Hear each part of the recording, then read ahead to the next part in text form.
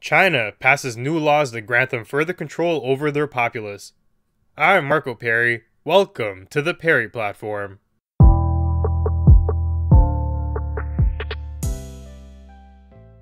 There appears to be a sinister effect going on here, or rather a odd phenomenon. Whenever news about China comes out, and it's talking about their latest injustice, we aren't responding to these headlines with the proper amount of disdain. These things are seemingly just glancing over us, as if it's business as usual, as if the shock factor has evaporated. To me, that's a byproduct of just how crazy China's been lately. All of the things that they've done, the heinous actions that they've undertook, are just becoming normalized now. It's similar to Facebook and data scandals. They do it so much that we just don't care anymore. We know that's what they're doing, and we just can't seem to drive that emotion home anymore because we're so drained. With China, I'd wager a similar thing has happened. They've subjugated their population in more ways than one. They've detained religious minorities. On the world stage, they lack information sharing. There's so many dastardly things that they're doing that another thing is just a drop in the bucket. So, Business Insider reports that China has enacted a new law that effectively allows people to only post positive content about the country online. Amazing. This law is nested within a document that they call the Provisions on the Governance of the Online Information Content Ecosystem. It's a fancy name for a dystopian rulebook. It's speculated that this has something to do with the coronavirus given the timing, and what they really are aiming at is finding ways to better contain information, to make sure leaks don't happen, and to make sure nobody knows what's going on. Why they want to do that? I don't know. All I can say for sure is that this is definitely seeped in government agendas, and supposedly, the law is meant to create a positive online ecosystem and to preserve national security and the public interest. Wow, it sounds so good. And then we remember that the road to hell is paved with good intentions, and even here, there is some type of disconnect. I don't think there are any good intentions, they just want you to believe that there are. To make it easier for you to swallow this pill of them coming along and saying, hey, we don't want you to say what you want anymore, we're going to tell you what's allowed, and if you digress against that, you're going to jail. These guys are just so sinister, and the populace is suffering at the hands of a very oppressive regime. This law splits online content into three buckets.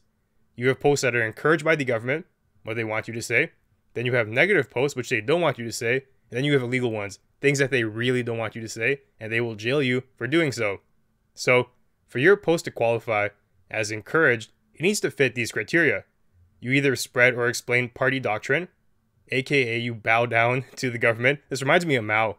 And the second criteria is you spread economic or social achievement. Wow, China's economy has gone up by 1,000 points, even though it's actually crashed. They want you to live in a delusion of some sort. Or you can talk about other positive and wholesome content, like cat memes, I presume. In other words, they want you to delude yourself into thinking you live in a utopia, that everything is positive, everything is wholesome. There's nothing bad to say about the president or the government regime. This is very communist-esque. Now, self-deception is a very popular tool, and the aim here is they want you to believe that you truly don't have any qualms with your country, with the government, because that's the only tool that they fear. One way to bring down a tyrannical, oppressive system is for the people to rebel, to unite. There are billions of people. What can China do to an internal threat? If another country tries to mess with them, they'll be destroyed via the economy or via just physical violence. They will drop nukes on you, or the army will be deployed to shut you down. But what happens when your enemy is your own people? It's not so easy then. You won't have a country without your citizens, and therefore your power won't really exist. So, to curb all of these possibilities, they want to just indoctrinate you. Similar to North Korea. Think of them as the gods. Everything they do is perfect. They can solve all your problems. There is no wrong that can be done by the regime. Very, very dangerous. The funny part to me is that they don't even seriously mean what they write here. For example, take one of their criteria, explaining party doctrine. I'm almost 100% sure that they don't really want you to explain the true doctrine. Right now, that's what I'm doing. I'm telling you what their laws are that they're pushing forward, what the party stands for. If I was in China saying this, I would probably go to jail because I'm opposing a party doctrine. What they really mean here is to spin the doctrine in some type of fake news way to make it sound positive. If I was going to comply with this, I would need to say something like, China's new law grants additional freedoms to the people. It makes the online environment such a safe place where everyone can just be themselves. That would be me being a good boy, and the government would encourage me. Me really talking about the policy is not allowed. So they're lying to you, and there's like an implicit level of threat there. They say, yeah, talk about our policy, but they're winking at you. They only want you to talk about it in a certain way. AKA, going back to the whole delusion thing. Lying to yourself and trying to put up a facade. Now, for your content to be considered negative, which is the next level here, it would need to include something like this. They list that sensationalizing headlines is a bad thing, or anything with a negative impact on the online info ecosystem. Now, that is a pretty vague criteria. Sensationalization, or anything that's bad for the online info ecosystem, who gets to decide what's bad? The government. The government can spin anything to fall into that box, and once again, we find ourselves with another contradiction here. I wonder what sensationalized means in China. It's a country where sensational things happen on the regular. It's a battle with truth. That's what's coming down to it. These guys just don't want you to live in reality. If I was to write a headline that China is detaining millions of religious minorities, they would likely consider that a sensationalized headline, but it's the truth. If I were to say that the Chinese government is an authoritarian regime who is oppressing the people, they would say that is sensational, even though it's the truth. They have a battle against this core principle here. They want you to live in deceit and in lies. That's crazy coming from a government. Keep in mind too, this is the middle ground here. There are 3 levels. There's encouraged, there is negative, and then there is illegal. What are the consequences for a negative? I'm pretty sure it slips over into legal territory as well. If you're doing something that they don't like and sensational, you'll probably find yourself in jail. There isn't even clear boundaries with these criteria. Now we go on to the last bucket, illegal content. That includes the dissemination of rumors, disrupting economic or social order, subverting the national regime, and destroying national unity. You don't really get much more authoritarian than that. You just get an uneasy feeling from the words they're using. National unity, national regime, the social order. Once again, very communist-esque here. The Maoist principles are seeping through in today's laws. What even is the social order? Once again, who gets to decide that? It's not society, it's not the people, it's the people on top. The commanders, the president, the oppressive government regime that nobody can topple because there is no democracy. They're telling you what's up and you have to abide by it or go to jail. That's it. In a nutshell, these laws essentially spell out the government's true intentions fairly openly. You have no freedom nor choice. We tell you what is acceptable, and going against our command will get you locked up.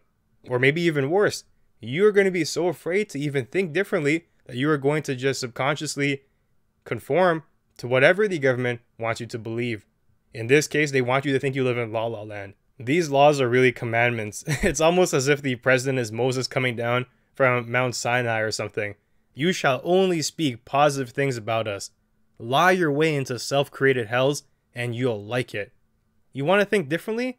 Too bad. Go to Canada. Go to America. We have our pseudo-communist/fascist principles to uphold here. That's really what China's become, actually. People who say that they're fully communist, it's not true. They've embraced some type of open market system, so they do have capitalist principles too, which are inherently contrary to Marxism and communism, but they balance that by adding in fascist nationalist policies as well. They become an amalgamation of all 3 predominant ways of thinking. They're a case study, and we would do well to recognize that. Seeing them in one shade that they're displaying at a certain point in time isn't the whole truth. China is everything right now. And now this brings me to one of my pet peeves. When people over here, in Canada, and America for that matter, crack down on things like freedom of speech and preach the wonders of collectivism, just remember, this, aka China, is where that road leads. Freedom of speech is your shield against tyrannical governments controlling you. Peterson said it best. In order to think, you have to risk offending somebody. You need freedom of speech to protect you from the consequences of that. From the government. Now, from society, it's a whole different matter, but we're talking about government oppression here. Individualism grants you the ability to be collective if you so choose to, if a society sees the benefit to doing it. At the same time, you can still be yourself if you think the direction is going in a contrary way. Forced collectivism is a one-way street. It works wonders if the path is perfect, if you know exactly where you're going and you know it's good, but if you hit a fork in the road, or if the leader steers you in another direction, you're going to be screwed. If the people leading the train derail you, you have no recourse because it's a collective society. That is it, there is no choice there. Individualism grants you the benefits of both. Don't be blinded by false senses of progression, undermining fundamental pillars of our society. It's complete foolishness, when we know at the same time all too well what lies waiting for us given these alternatives. They are disastrous. You end up with the Chinas, the Russias, and the Irans of the world when you start thinking like that. If subjugation is something you openly welcome, then those are the countries for you. Otherwise, I'd rethink the ways that we regard the mechanisms that have brought us our freedoms here. We are not far removed from the realities of malevolence in our world. We bicker over here over nonsense while vicious injustices occur around the globe daily. These laws in China are just heinous. They are despicable, but they're being glanced over because right now we're not surprised. This is China in a nutshell. That's what they do. China oppresses and they censor people. Here's a new law cementing that, and it's disastrous for the population, but people are getting too comfortable with this evil. At the same time, I think there's something to be said too about us becoming too complacent with positivity. We have it so good that we're not able to accurately depict what's really going on anymore. We're identifying false issues and not recognizing the true ones, the ones that can really undermine what we spent thousands of years building. It's almost as if that we put on the blinders in some type of method in the name of moral relativism, and it's essentially saying to us that we can't judge another society or culture because we aren't a part of it. That's a stupid proposition if I've ever heard one.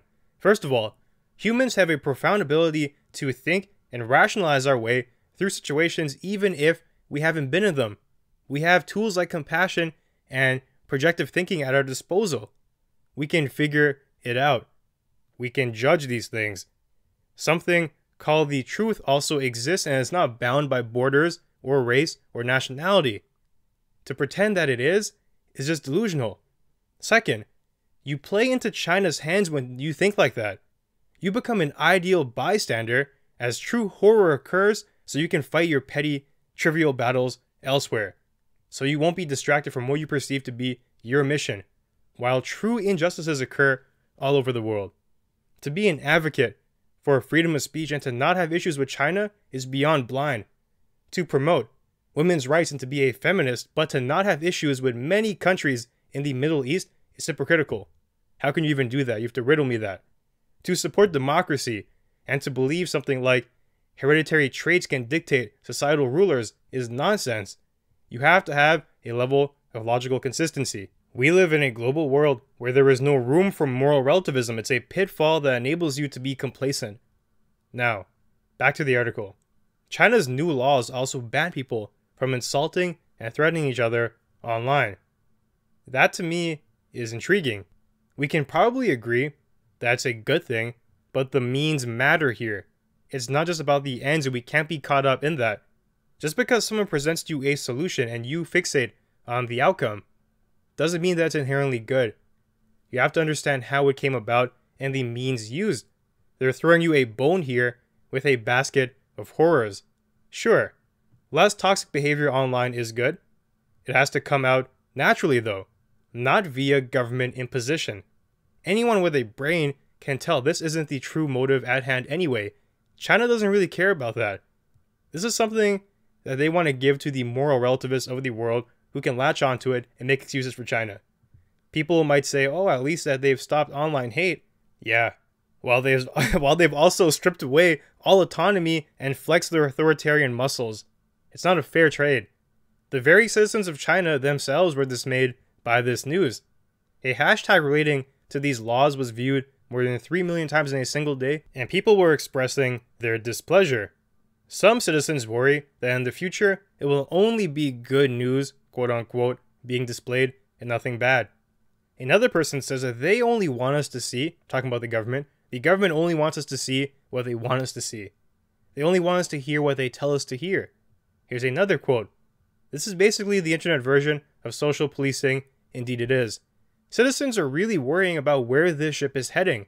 And it's crazy too, because in China, they've known destitution for quite a lot of that history. Back to the warring kingdoms to Mao to now. Finally, they're realizing some form of success, and it's not the citizens' fault. They understand that the government has its flaws, but it has granted them tremendous benefit.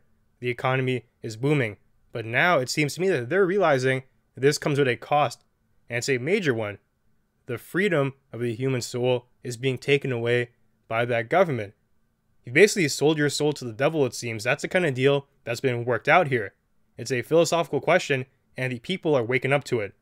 China made corona whistleblowers disappear because their agenda was contrary to simply helping people. They have another goal in mind: misinformation and public control. People were angry about that. We're starting to see tensions boiling. Now, it looks like that China wants to extend these rules beyond coronavirus into other areas of socially undesirable thinking or speaking. They're doubling down on protecting their dictatorship, basically. Now, this should jog to memory a recent event in China's timeline. Hong Kong. We are not hearing anything about it anymore because of the coronavirus. The protesters can't even go out and openly do their demonstrations because they fear getting sick themselves. So the issue has been watered down. That's a major break for China. It seemed to me that Hong Kong was going to be the catalyst that got a change effort rolling.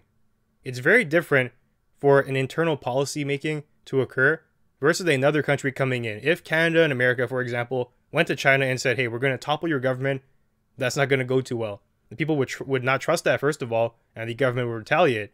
But when citizens of your own country are standing up, they're uniting to the tune of millions of people, and they're saying, we don't want to live like this anymore, that is very different.